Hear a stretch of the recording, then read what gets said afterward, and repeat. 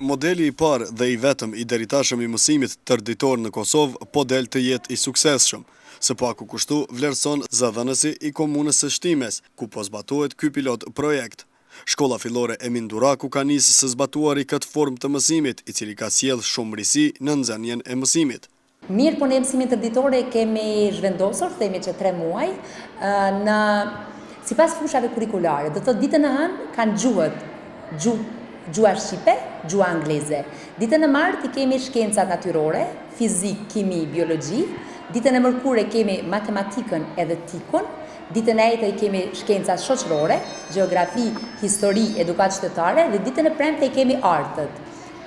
Në këtë mënyrë janë liruar edhe nxënësit edhe mësimdhënësit, sepse mbahet mësim në një ditë, mirë po mësimi me gjysmore pauze vazhdon deri në ora 3. Sahiti tregon për rezultatet e nxënësve bazuar në kuizet e diturisë, që ndryshe nga vitet e mëhershme radhitja tabelare kësaj here është më e lartë, por zëdhënësi thotë se edhe kjo nuk është arritur pas sfida.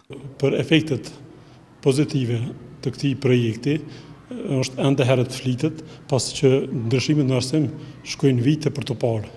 Por unë mendoj se fakt i padyshim është gara komunale e editorisë, ku shkolla në fjalë ka zënë vendin e dytë në këtë gara, ku më herët ka qenë në gara e listuar në listën e tretë. Do thotë ka ndryshime pozitive.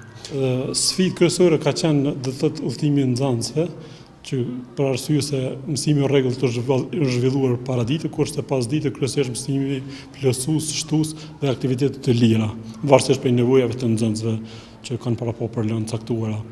Drejtoresha e shkollës shton se sfidë kryesore mbetet ende mungesa e një bufeje apo menze ku nxënësit do të drekonin, pasi një pjesë e tyre nuk po kthehen në shkollë pas pushimit të drekës.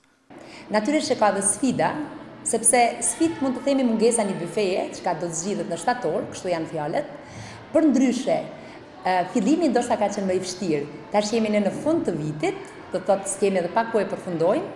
Megjithatë, një sfidë mund të themi është janë edhe prindrit. Nuk e kanë vedijen çka do të thotë mësim tërditor.